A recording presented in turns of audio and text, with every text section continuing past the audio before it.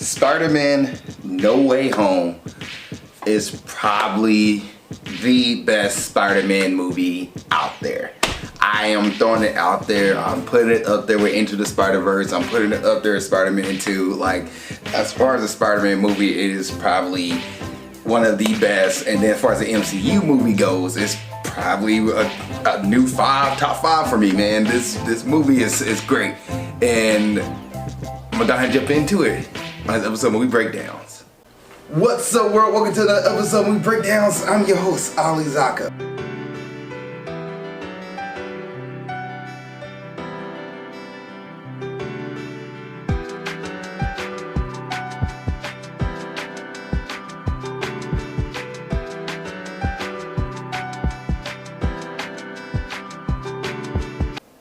What's up, world? Welcome to the episode Movie Breakdowns. I'm your host, Ali Zakka. Welcome to Movie Breakdowns, a movie review series looking new and old movies, give them a grade 8 through up, plus or minus if you count. And if it's a movie you want me to watch, let me know. Please put in the comment section below and I get to as best I can. Also have a Patreon, patreon.com/Ali Zakka. For $2 a month, you get to cut in front of everybody. Wherever you want me to review, I get you immediately because you're paying for my services. So you get it on Patreon, you get trailer reaction, trailer reviews, much more stuff on Patreon. Now, let's go ahead and get into today's episode of Movie Breakdown, Spider-Man No Way Home. This is going to be a non-spoiler review part, and I'll have a spoiler talk at the end of the video, but this part right here is non-spoiler review. And before I jump into my first thoughts, I do want to let you guys know there are 2 end credits, so if you go see the movie, just make sure you know there's 2 end credits. Now, let's go ahead and get into my review for this movie and what is this movie about. So I'm also, this non-spoiler is only going to be based off of what's in the trailer. Like, the trailer is all I'm going to talk about and relate the movie to the trailer. So what is the movie about? You have Peter Parker, who at the end of Far From Home was ratted out and blamed for the death of Mysterio. Peter Parker is now known as the world's Spider-Man, and he's a menace, and he's trying to pretty much change the perception of the world knowing that he is Spider-Man, and change the perception that the world think he's a villain, and try to clear his name, and at the same time keep those that know him as Spider-Man and Peter Parker. So his loved one, he wants them to know that he is Spider-Man and Peter Parker. So he goes up to Doctor Strange, asks for help, and as Doctor Strange try to make a spell that will make sure everybody forgets that Spider-Man is Peter Parker, it goes sideways thanks to Peter Parker intervening, and it brings in the villains from all the other Spider-Man universes and bringing the multiverse for Spider-Man universe into the world of the MCU. And Spider-Man and Doctor Strange got to find a way to pretty much solve the problem, get everybody back to where they need to go, and just kind of clear Peter Parker's name. That is Spider-Man No Way Home in a nutshell. And the things, because this would be easy for me to say, the things I didn't like, there's nothing. I have no gripes with this movie whatsoever. It's great. The first act, second act, third act, amazing. Like, this movie, it is 2 hours and 38 minutes long. Sorry, 2 hours and 28 minutes long according to IMDb. But when I went to the theaters and got the ticket said 2 hours and 38 minutes. So probably could have left time for trailers like that. So 2 hours and 28 minutes long. It's great. It is great. The first, second, and third act, like, you can watch this movie in 3 different parts and know exactly what's happening. The transition from the end of the first act to the second act to the third act, it's smooth. So very smooth. It's phenomenal. It is really good, and this movie has a lot of tear-jerking moments in it. The movie has a lot of funny moments in it. The movie has a lot of serious moments in it. It's a very serious Spider-Man movie with Peter Parker dealing with a lot of stuff. There's a lot of stuff in the movie where he's trying to figure out doing right from wrong, being selfish and not being selfish, and whether or not he should put others in harm's way in order to accomplish something that he believes is the right cause, or do something for others and sacrifice himself for the sake of everybody else. Like, it's great. It's great.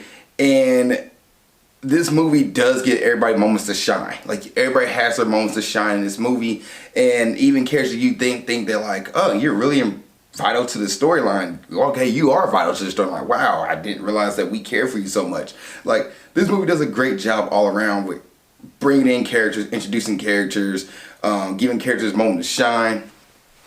And I will say this, if you haven't seen Spider-Man, the Sam Raimi Spider-Mans and the Andrew Garfield Spider-Man, Tobey Maguire Spider-Mans, you haven't seen those movies, you're going to be lost with certain characters you've seen in the trailer. For example, Green Goblin. William Dafoe Green Goblin. If you didn't watch the first Spider-Man movie ever, you're going to be lost on how William Dafoe acts in this movie and how Green Goblin acts in this movie. Alfred Molina's Doc Ock. If you didn't watch Spider-Man 2, you'd be like, what Doc Ock doing in this movie? What's his mission? You'll be confused because the characters do follow their storyline from those movies. So you watch those movies and watch this movie, you'll be able to follow along easier than somebody who never seen those movies trying to watch this one, because when characters proclaim their goal, you'll be like, huh? That doesn't make sense. Why Doc Ock keeps saying the power of the sun in the palm of my hand? Like, you're gonna be like, why does he keep saying that? But you have to watch Spider-Man 2 to order to get that. I love it. I love it. It's great. It's great. As far as the director, it's John Watts. Did a great job on directing this. And cast, Tom Holland as Peter Parker.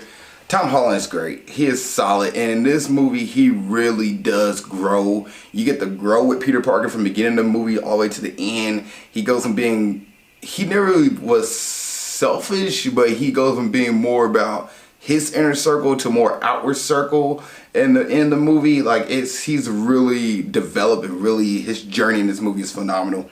Zendaya as MJ, she's great, and the chemistry between this cast is phenomenal. Zendaya's and Tom Holland's chemistry works, and it shows on screen. It really does, and you believe that Peter Parker and MJ are legit a couple, and they really just want the best for each other. It's solid. And Jacob Batalon, who plays Ned, he does a great job too. He's still the fun side, friend of Peter Parker's character, but he's also more integral, and he's kind of there, and he adds more jokey scenes, but he's a vital person too, and he also get a moment to shine in this movie. And his chemistry, Tom Holland and Zendaya, is great as well. Like, you believe they're all good friends. They all want the best for each other in this movie. Benedict Cumberbatch, who plays Doctor Strange, good stuff. Jon Favreau as Happy, solid as well. Marissa Tomei, who plays Aunt May, solid. She is great. She is great. Like, she's been in the other movies. She's great in this movie as well. And her chemistry with Tom Holland really feel like an aunt and nephew situation. Like, it really does feel like they're family. Alfred Molina, who played Dr. Otto Octavius, he is great. He is his same character from the other movies. He just brings it to a modern day version of him. Solid. William Dafoe as Norman Osborn. He is great, in his speech and his acting is literally just like Spider-Man 1, and he's still kind of campy, but in the MCU version, and some of the line delivery he gives is just like his Green Goblin from 2002. It's great. It is phenomenal, and he brings that character to life so much. I mean, these guys rock it. They rock it. And Jamie Foxx as Max Dillon, who is Electro, he actually has more in this movie than The Amazing Spider-Man 2. Like, his reasoning for what his goals are, for what he's doing, he is more to the front. He has a lot more jokes, a lot more cool character, a little more confident in himself versus the Spider-Man 2 version, where he's kind of nerdy and kind of like, it's almost two different characters with the same, the mentality shifted between the same, it's the same character, but the mentality shifted, where he looked at being in this world as a way to achieve his goal better, and his mentality changed. He actually has more quips to this movie than he did in Amazing Spider-Man 2. That's as far as the characters I want to talk about. Any other thoughts? The action sequences are great. There's an MCU movie, so you knew the CGI was going to be good. The action sequences are great. I like how the movie flowed. I think it flowed really well. We can pick up on first Act 1, Act 2, Act 3. It's really solid. It's really good. The music is great. I'm not going to spoil much about the music, but you will want to listen to the soundtrack in this movie. And the ending is solid too. Like, part 1, 2, and 3 of this movie, it's really, really good. Beginning, middle, and end, and each act tells a good, solid story. It's phenomenal. It is phenomenal. Great movie. It's a great movie. Phenomenal. And the cast is so big, like they could have messed us up, but they didn't. It's solid. Solid. All right, I'm gonna go ahead and get into the spoilers section. So let me go ahead and wrap this up because I really want to talk about some things in this movie that you gotta talk about. But is this a movie you should see in theaters? Yes, you should go see this movie in theaters and grade time. I'm gonna grade Spider-Man No Way Home an A+.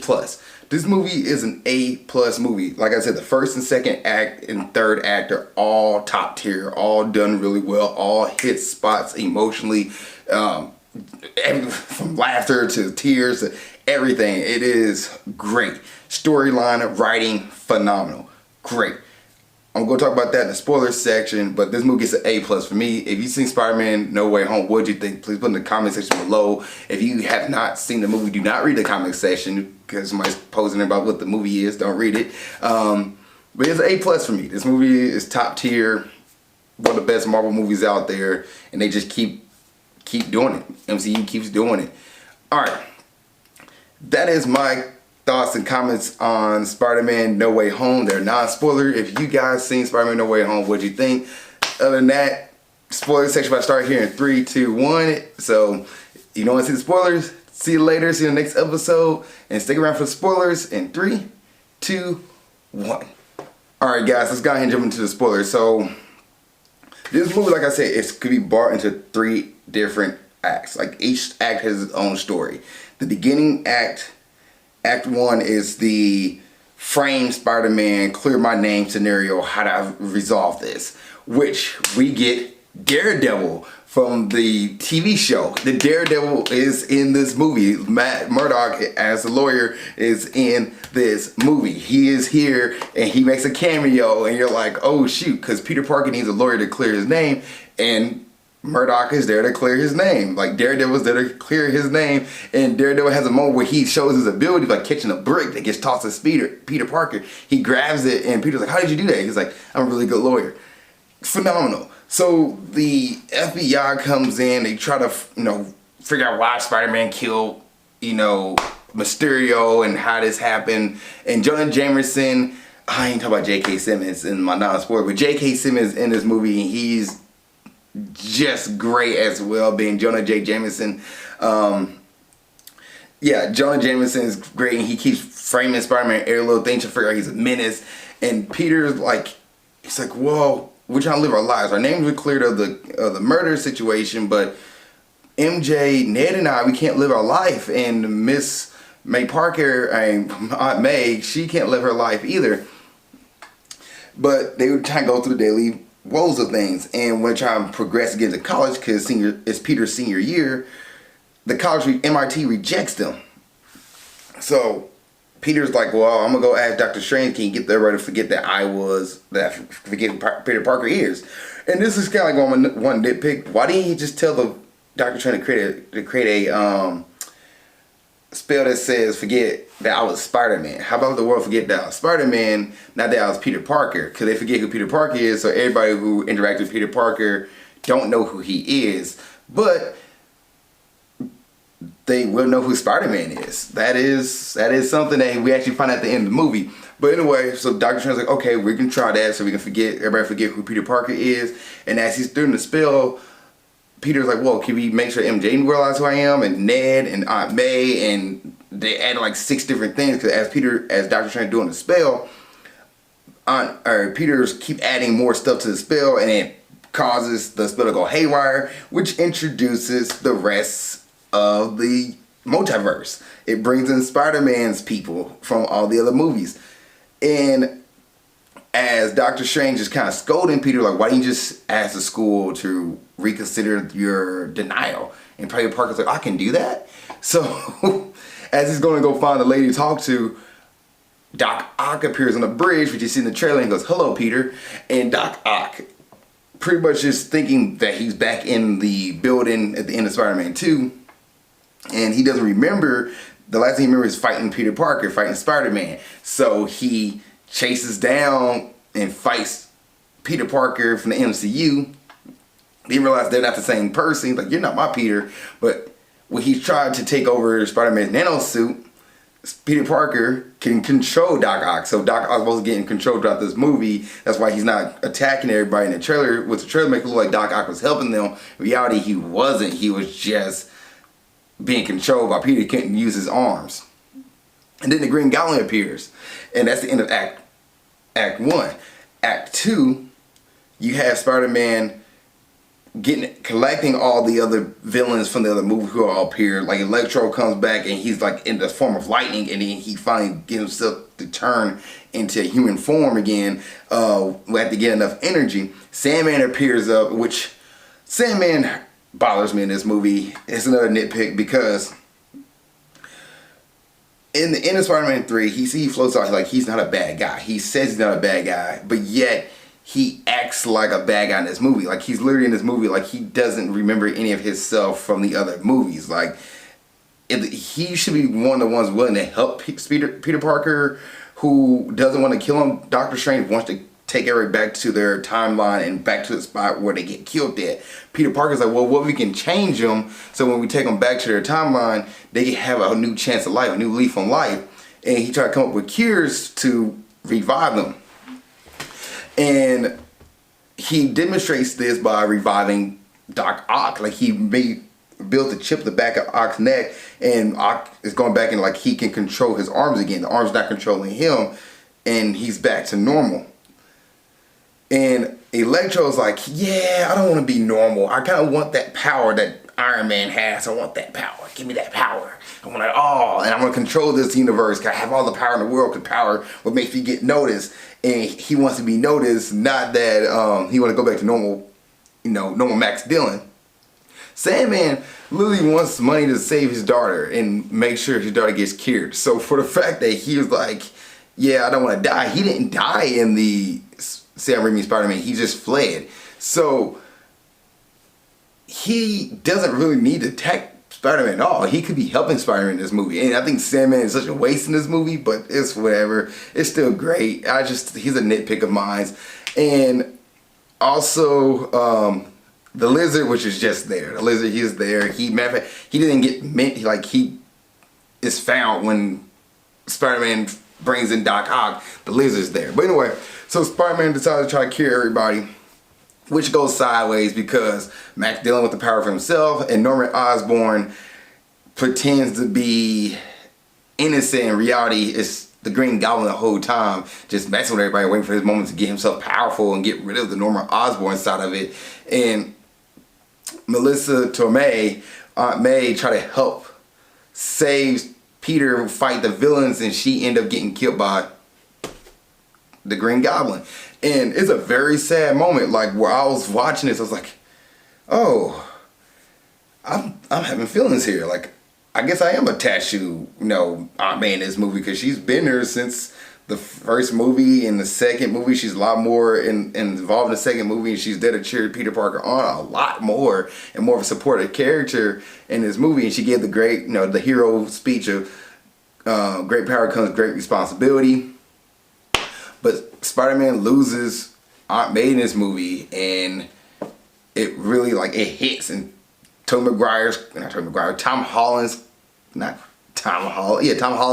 he's crying, and the tears is in flow. Like, the acting in this movie is so good from all characters around. Like, it is great.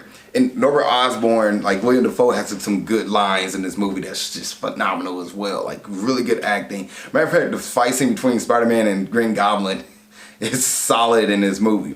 So that's the end of Act 2, was trying to, revive their villains back to their normal self, give them a new leaf on life, and things go haywire. Then Act 3, we get the other Spider-Mans. We get Andrew Garfield. We get Tobey Maguire. They show up. They're in this movie, and they come to kind of be like big brothers to Tom Holland, and just kind of show like, hey man, we all been through it. And it's such a cool moment to see them on screen. Like when they get introduced, you're like, oh shoot.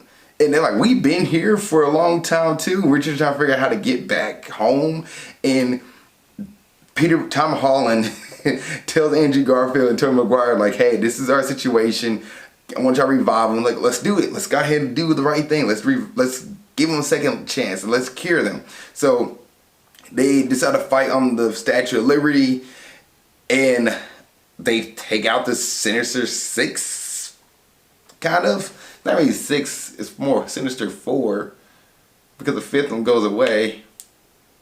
Yeah.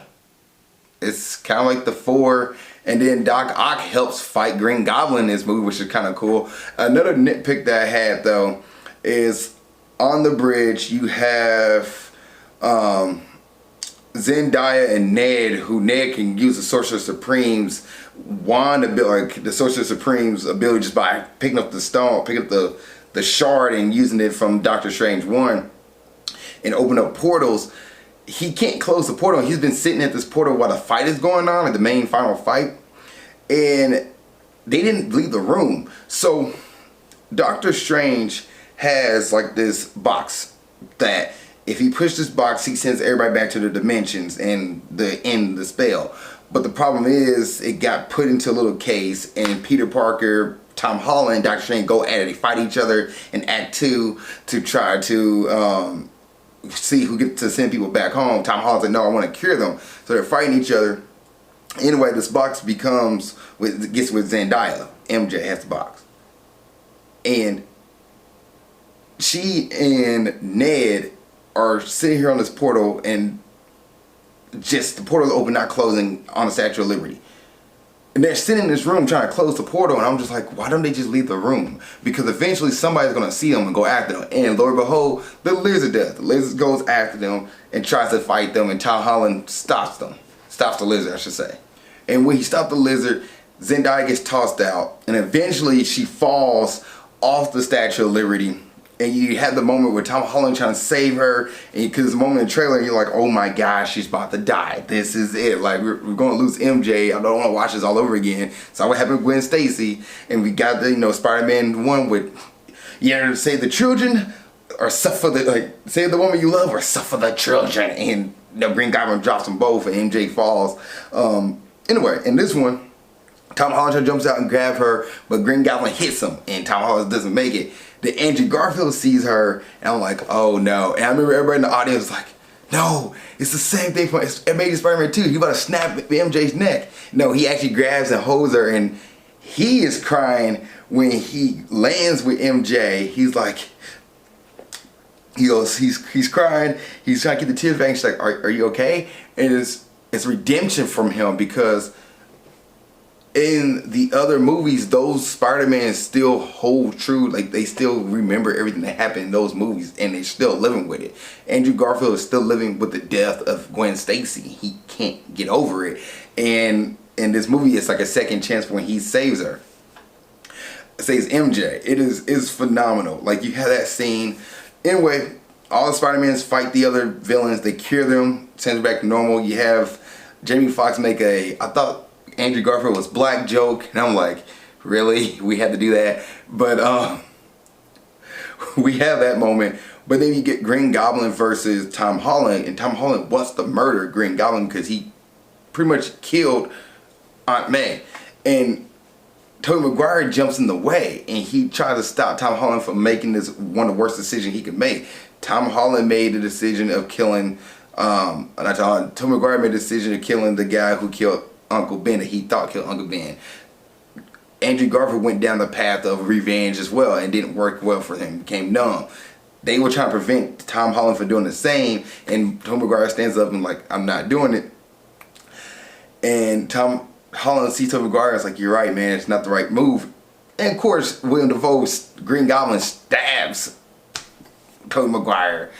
And you have a moment where you're like, oh no, Peter Parker's about to lose it. No, Tom Holland's about to lose it and destroy him. He doesn't. He ends up carrying Norman Osborn, Green Goblin, the Goblin Curse, the Goblin Disease, and the venom that's in the Goblin Disease, whatever the case would be. The formula cures him of it and sends him back to normal. And Peter Parker, Tom Holland, Tobey Maguire does survive. I thought we were going to die too. I was like, we can't have another person die in this movie. No, he survives. And at the end of it all, Doctor Strange sends everybody back to their universes and fixed the world that he thinks he fixed it. And then complete the spell where it, by completing it, he ended up making sure everybody forgot who Peter Parker was. So Peter Parker pretty much is starting over, new leaf. Nobody knows who he is. But people do know who Spider-Man is. So people didn't forget who Spider-Man is. They just don't know who Peter Parker is. Peter Parker is now anonymous again. He can be whoever he wants. However, Happy ended up walking to Aunt May's grave at the end of the movie, and he doesn't know who Peter Parker is, but he does know who Aunt May is, and he said he knew Aunt May through Spider-Man. So pretty much everybody who remembers Spider-Man knows who Peter Parker is, or remember Spider-Man. They in a sense remember Peter Parker, so there's a chance that he can still talk and meet to people and kind of show himself who he is, because right now he's a nobody. And at the end of the movie, Spider-Man gets a new outfit. Also, MJ forgets who Spider-Man is, Ned forgets who Spider-Man is, and Spider-Man has a chance to really introduce himself, or Peter Parker has a chance to introduce himself to Ned and MJ at the end of the movie. Like, after MJ confessed her love to Peter at the end of the movie, they have a very emotional kiss on screen. He sees that, like, she has a band-aid on her forehead still where she got hurt from the events of the Statue of Liberty. And he's like, you know, it'd be nice, it's just really nice to meet you. And he kind of walks off. So, like, how Tobey Maguire kind of let himself not feel anything at the end of Spider-Man 1 and kind of walk away from MJ, Tom Holland does the same thing in this movie, which I'm curious to see what it looks like in the future with the next couple of Spider-Man movies, how that plays out, because the relationship got built anew again. If he even wants to put them in harm's way again, I don't know. We'll find out.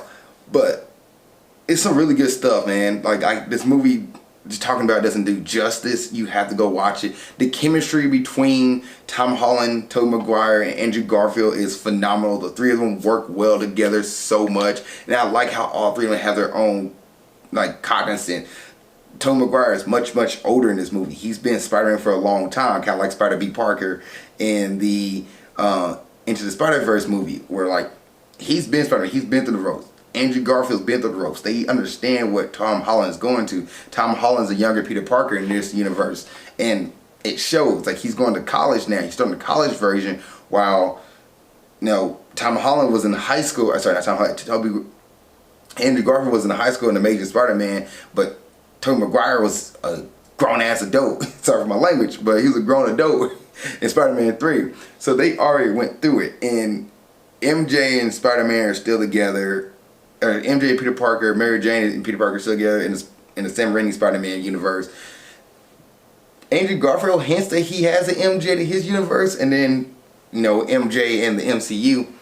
It's great. This movie's phenomenal. It's really well. I think the chemistry between the three Spider-Mans is great as well. Solid. It's a great movie. It's amazing. A+. That's the end of my spoiler talk. Like, I think I hit everything. It's solid. It's really solid. Yeah, I think I hit my nitpicks too. But other than that, this movie's an A+. It's a great movie. Phenomenal. If you've seen Spider-Man and you have spoilers, please put in the comment section. Don't ruin it for anybody else. But I'm just kidding what your thoughts on this movie are too. Thank you guys so much. I really appreciate you guys watching the episode movie breakdowns.